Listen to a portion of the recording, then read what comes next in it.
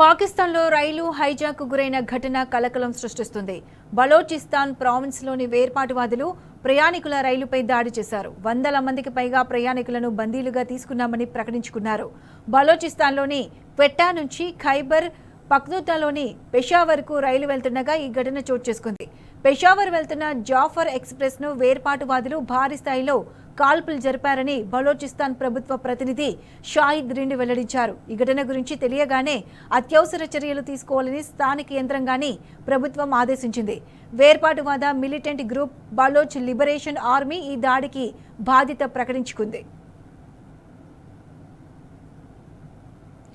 తాము బందీలుగా తీసుకున్న వారిలో భద్రతా సిబ్బంది కూడా ఉన్నారని తెలిపింది. పక్కా ప్లానింగ్ తో ఆ గ్రూప్ రైల్వే ట్రాక్ ను పేల్చివేయడంతో జాఫర్ ఎక్స్ప్రెస్ నిలిచిపోయింది. దీంతో మిలిటెంట్లు వెంటనే రైలును తమ నియంత్రణలోకి తెచ్చుకున్నారు.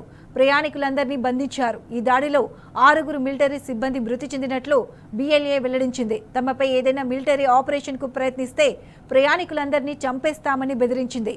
ఈ ఘటనలో రైలు డ్రైవర్ గాయపడినట్లు తెలుస్తోంది.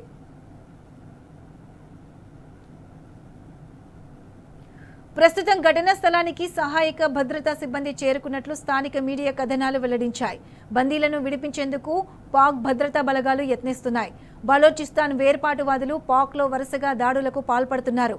పోలీస్ స్టేషన్లు, రైల్వే లైన్లు, వాహనాలపై దాడులు చేస్తున్నారు. సాయుధులు ప్రధాన హైవేని స్తంభింపచేసి బస్సులో నుంచి ప్రయాణికులను కిందకు దించి వారి గుర్తింపు కార్డులను చూసి మరీ కాల్చి చంపిన ఘటనలు చోటు చేసుకున్నాయి.